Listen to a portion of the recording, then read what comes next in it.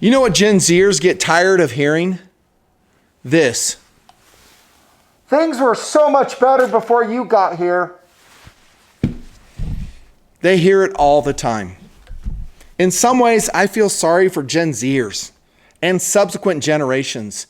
They're going to hear it too. And they hear it from people like me. I'm sorry, but I have to be truthful.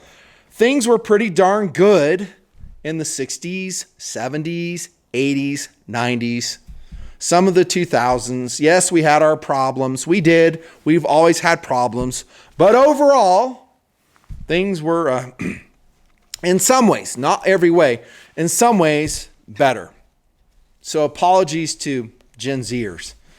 I know there's 1,000 comments right there. Well, five comments.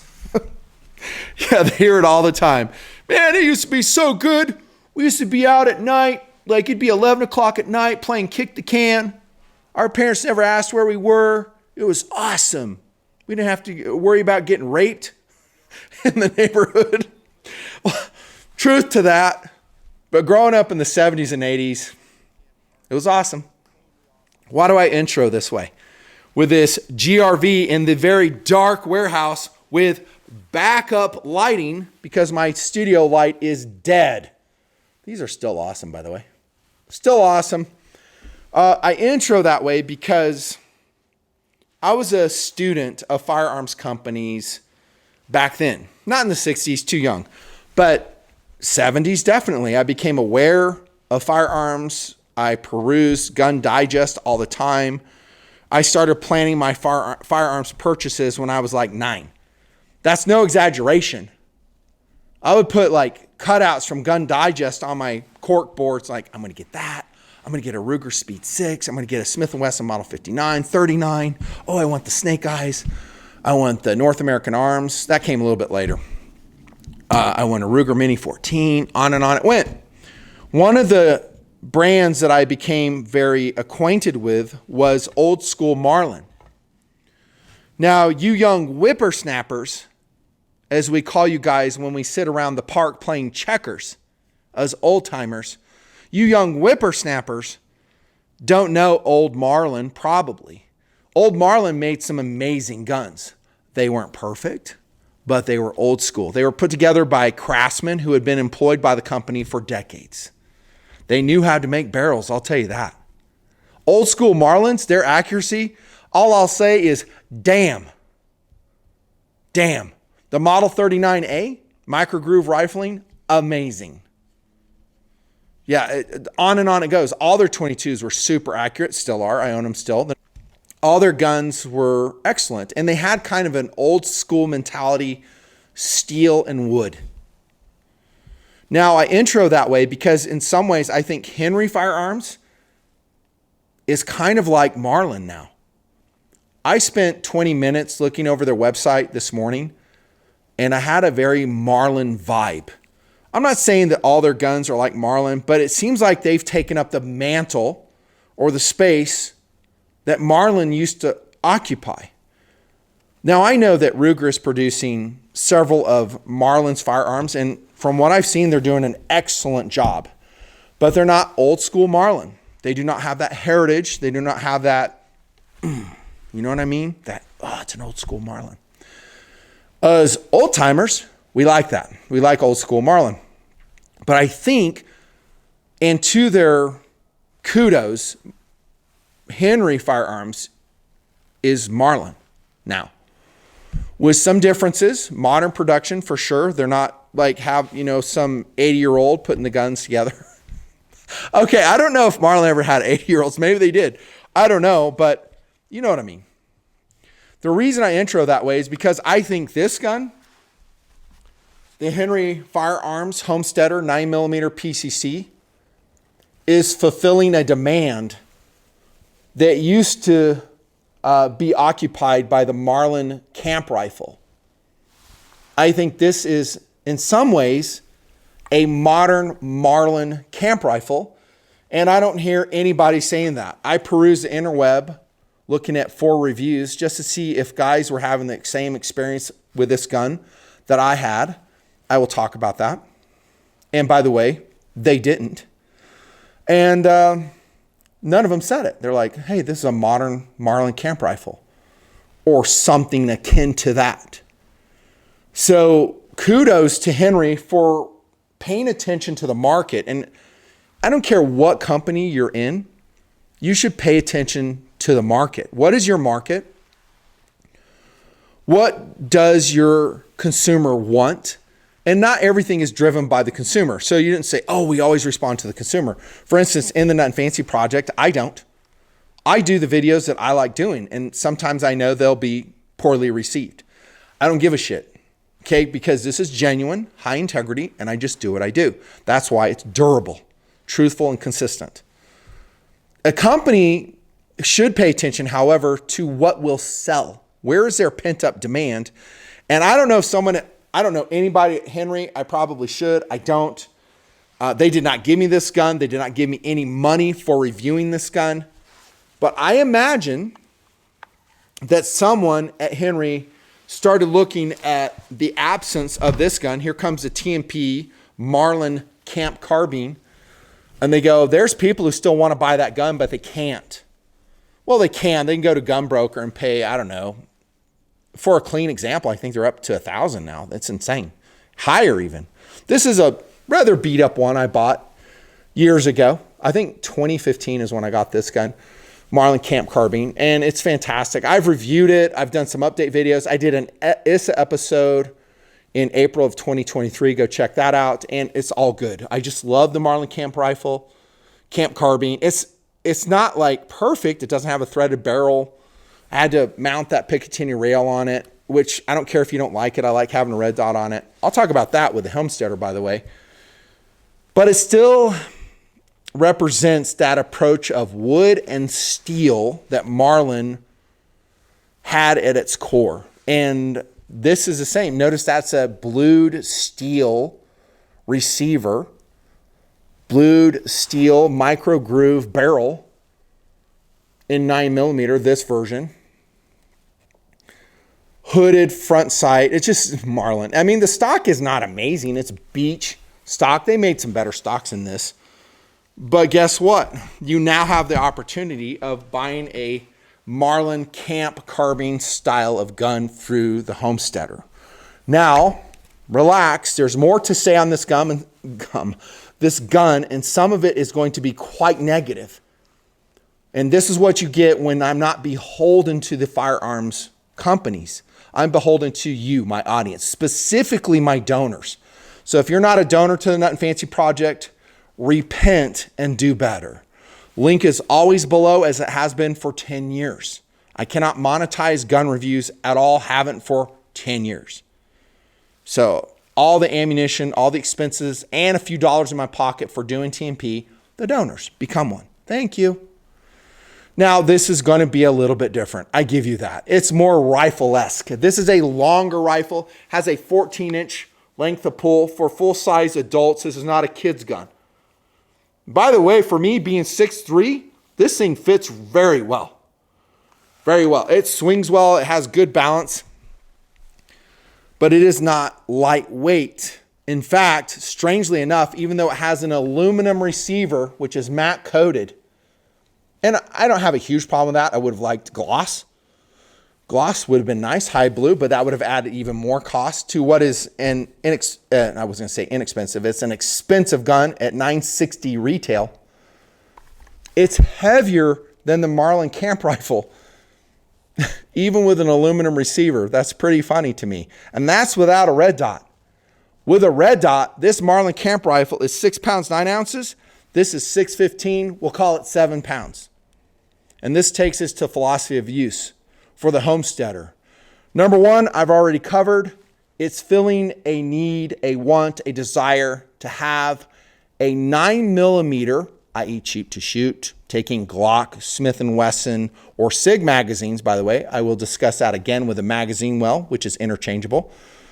It's filling that need that some people have to have a 9mm rifle. Not necessarily a tactical PCC.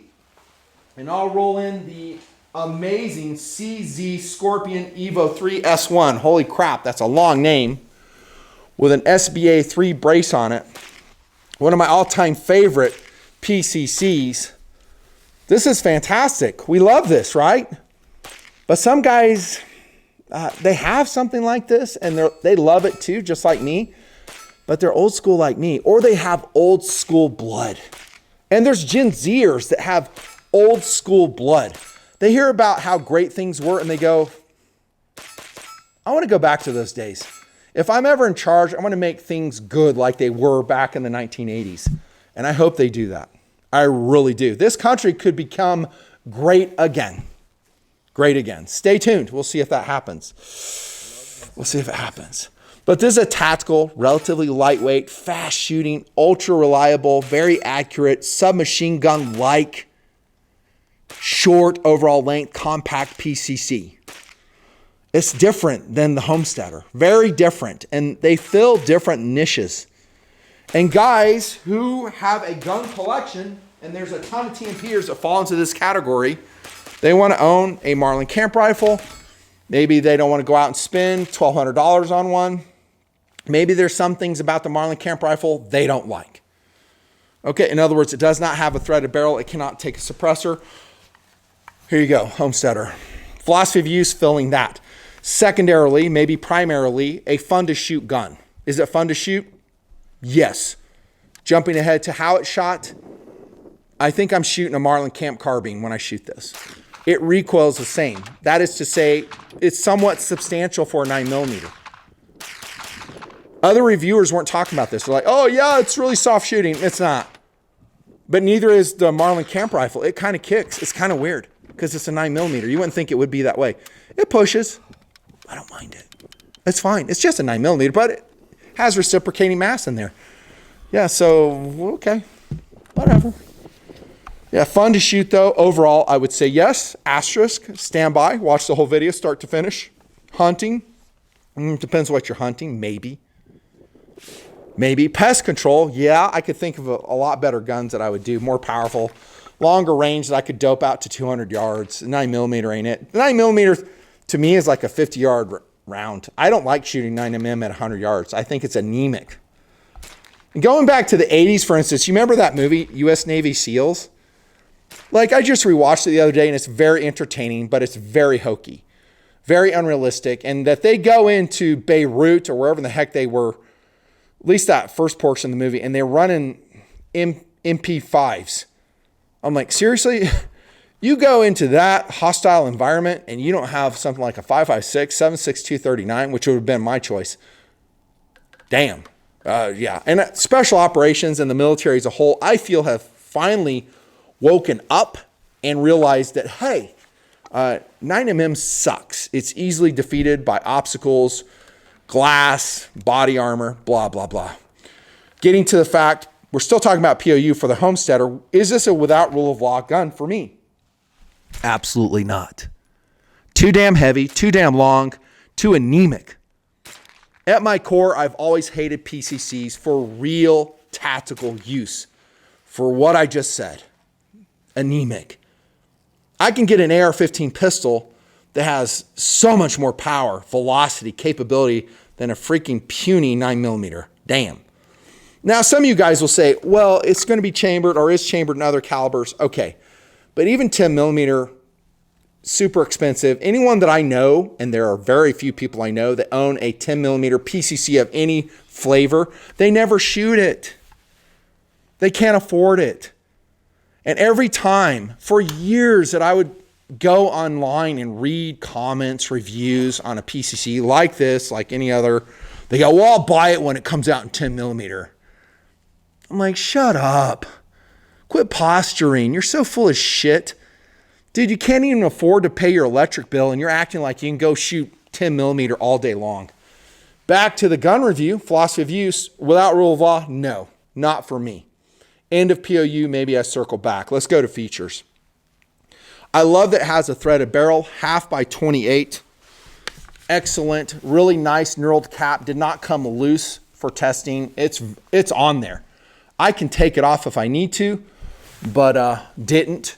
And you might notice that nice production quality. You might notice that I did not put a red dot on it.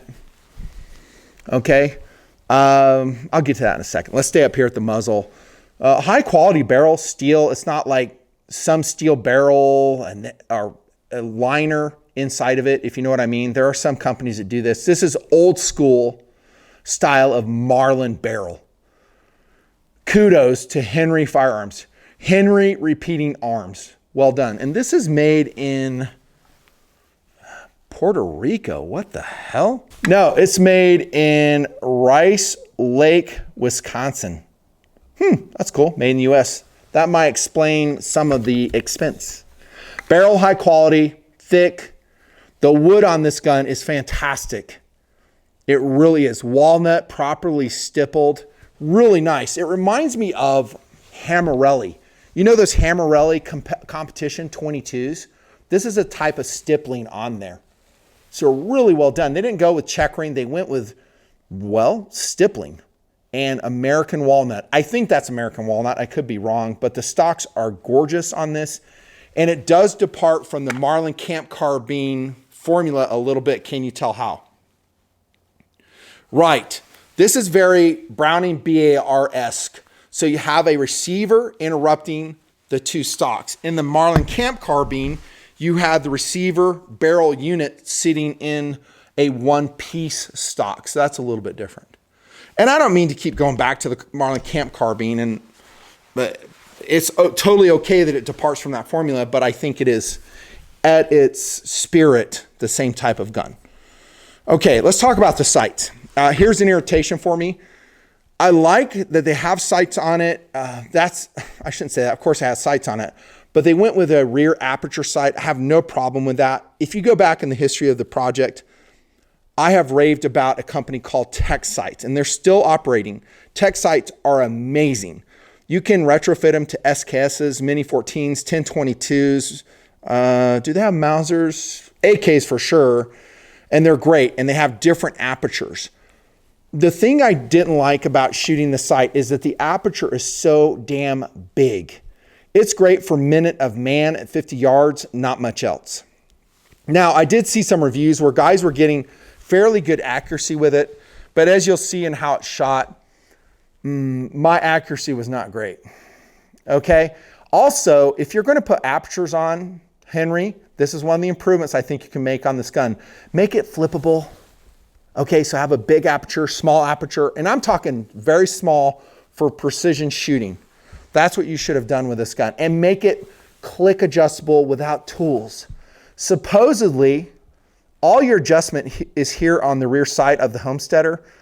And I'll be honest, I had a hard time with it. And maybe I'm a complete moron. I won't push back on that. But I don't have a ton of time for each gun. So I don't want to spend like an hour, tweaking a gun, even a half hour. I got other things to do. I loosened this side up. I was trying to adjust this side to side, tamped it. Nothing. Now I was able to loosen both screws up, and then I'm able to rotate this rear aperture for up and down, and the manual is very clear on that. That did work. But if you're going to charge basically $1,000 for a gun, and I don't have a problem with that, give the customer better value, have a hand click adjustable dual aperture rear sight, and watch what your customers say. They're going to love you for it. They're like, oh yes, easy to zero in, easy to change it when I change loads. This is hokey. Also hokey is that it doesn't include a rail. So it takes a Weaver 63 Bravo base, but damn, throw that in. Because pretty much everyone wants to mount a red dot. Everyone. They're so inexpensive. Links below, my favorite red dots below. Those Holosuns are amazing. The Romeos by SIG are amazing. The primary arms are amazing. I mean, I'm not like totally anti-aperture. I love them, but what happens when the sun goes down? What happens when I want maximum precision and my eyes aren't that great anymore? Everybody wants to mount a red dot. Now, is it a big deal to go out and source a 63 Bravo base by Weaver? No. It's just a hassle. Just include it. Guys are going to want it. So I'm a little bit surprised you didn't do that. Okay, so on the receiver, aluminum, once again, not really saving weight. Again, this gun is heavier than a Marlin Camp rifle with a Holosun. I do like the bolt. It is swappable from left to right. refer to the manual, it'll tell you how to do it. It's very easy to do. It is reciprocating. This is a very cool feature, and another reason why I think overall this gun will be successful, doesn't matter what I'll say here, is that you buy different variations of magazine wells with it. Now, included in the box, which I strangely do not have with me, are a 5-round magazine and a 10-round magazine provided by Henry in 9mm, and they don't use this magazine well. They'll use their proprietary magazine well. And those magazines will function the last shot hold open feature of the gun. But what everybody's going to do is they're going to go out and buy the G version, the Glock version. And then it takes just a few minutes to push out these pins. Again, refer to your manual. You'll put this magazine well in, and what do you know? You're off to the races with your Glock magazine in your Homesteader. And that beats Marlin Camp Rifle because everybody has Glock mags. Okay, and my camp rifle, this specific one, takes Model 59 Smith & Wesson mags, and that's a Metgar. And I have like 25 rounders of those. I've shown you those. But notice the same type of thing that we have an extended magazine well. And Ruger's done this with some of their PCCs as well. Okay, so that's a plus, and you can get them in SIG variations and Smith & Wesson variations, and you can also buy this magazine well if you want to run different magazines, and it interchanges into the Homesteader. Thumbs up, Henry. So that's great versatility for the consumer. All very, very good. I'm pleased with that. The magazine release button is much better than camp rifle. It's bigger, serrated, it's ambidextrous, but it's mounted in the same awkward location as before that you cannot come up here shooting. You're going to have to come out of the grip and do this. So that kind of gets back to my, well, one of the many reasons I would not trust this, or I shouldn't say trust, but use this for that rule of law. Okay, so here's a look in the magazine well, if you care. This is a dual bolt release. That's a big plus, so you can lock the bolt open. Many PCCs do not have this feature. And then just like an AK or Mini 14, we come back here offside, release the bolt. High quality materials throughout. Didn't really research what they're doing in the bolt. I don't think many care, but it's a simple blowback gun. Then you have a big heavy bolt just reciprocating there. We have a tang mounted safety here. I do like that a lot. Strangely, however, it will not come on unless there's a round in the chamber. I did not even know this when I was testing it because I'm shooting it. But like, I'll rack it right now. You cannot put the safety on. It will not come on. Put the magazine in, doesn't change anything, doesn't come on. Okay, just it's a strange thing. No magazine disconnect, so it'll pull there. The trigger itself is not amazing. It's about 6 pounds, 5 ounces in my example. It needs a little bit of work. Could I live with it? Yeah.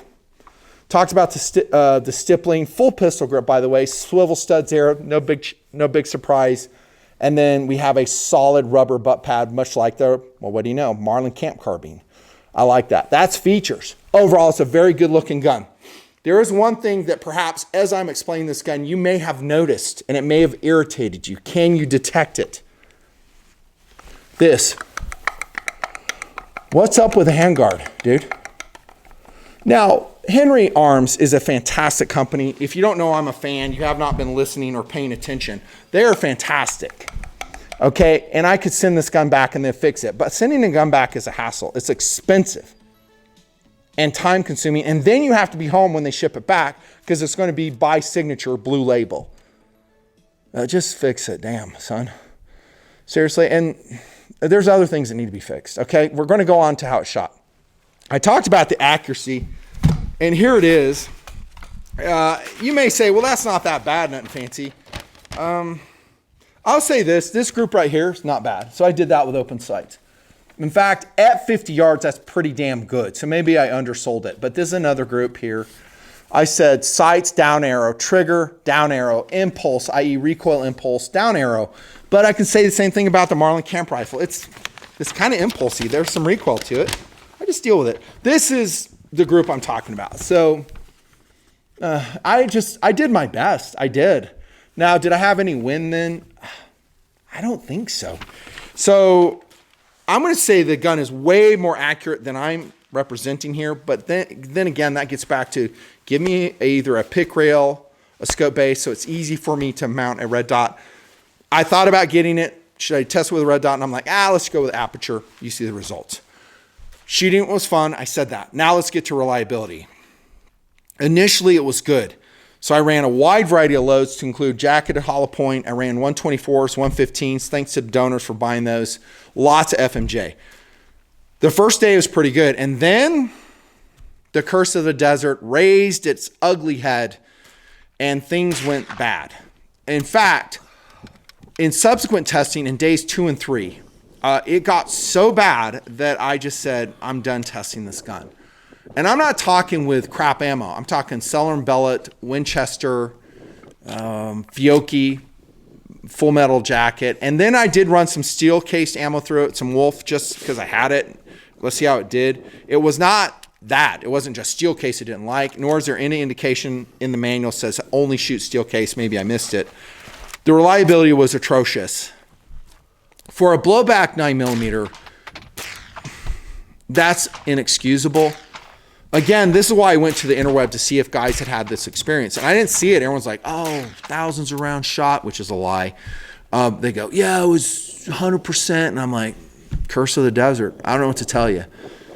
It was problematic. Now, I didn't detail strip it and lube it. Honestly, I don't feel like I should. With a blowback 9mm, they're simple. They're simple. This gun doesn't have this problem, and I never have felt like I needed to lube a Kel-Tec sub 2000. This son of a gun just runs. Bam, bam, bam, bam, bam. Bam, bam, bam, bam, bam. And it says do not run steel case ammo in the sub 2K. It specifically says it. I've done it, and it's still reliable. Go fix it.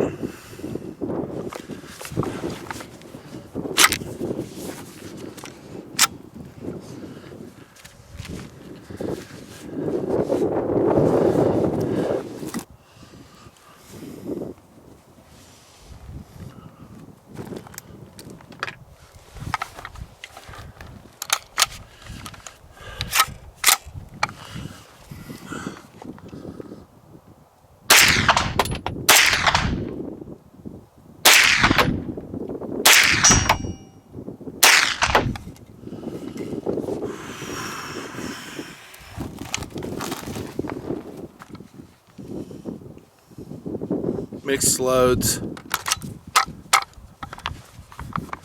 That's wiggly.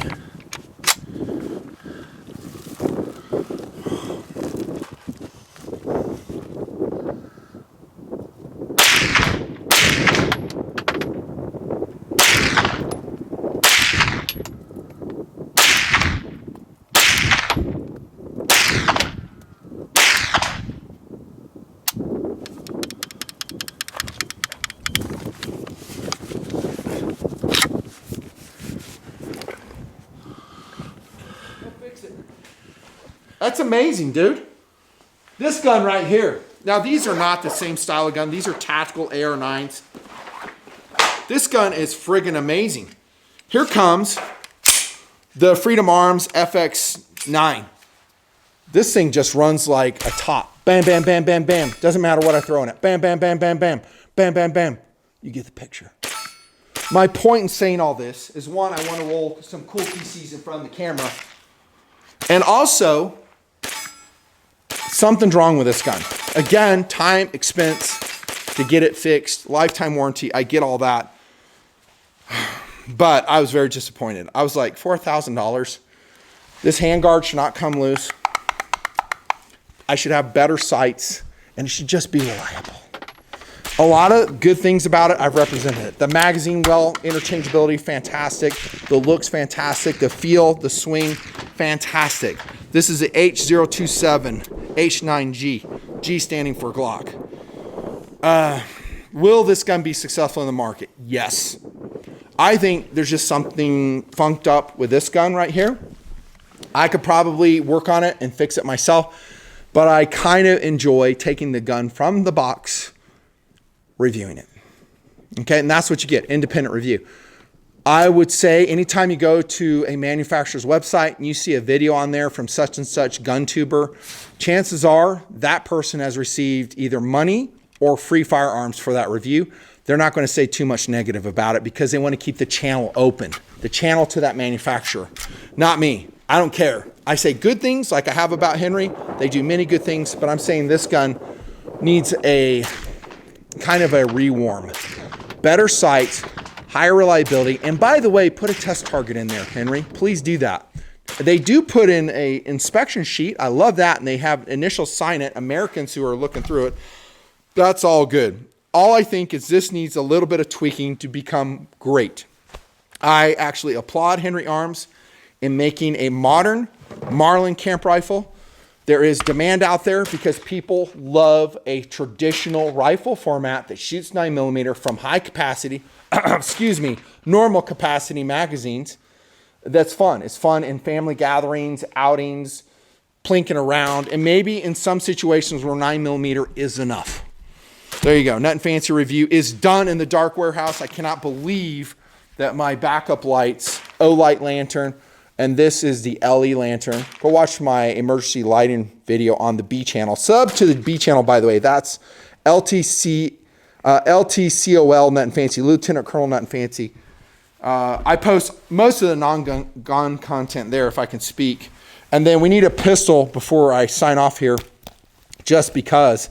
How about a Glock 20, Cerakoted by yours truly? Badass 10mm. Oh, dude. And this holster, very inexpensive. It works. Link below. Love Glocks. The Glock 10mm remains one of my all-time favorites. Even though I've reviewed some really excellent ones. XDM 10, FN 510, and some others. And we're done. Signing off. How did I do time-wise? About what I expected. Make sure you sub, become a donor. They pay for this content. See you next time. Hopefully, more gun reviews for sure. More watch reviews for sure. There's a Wegner in Starburst Blue. Bye.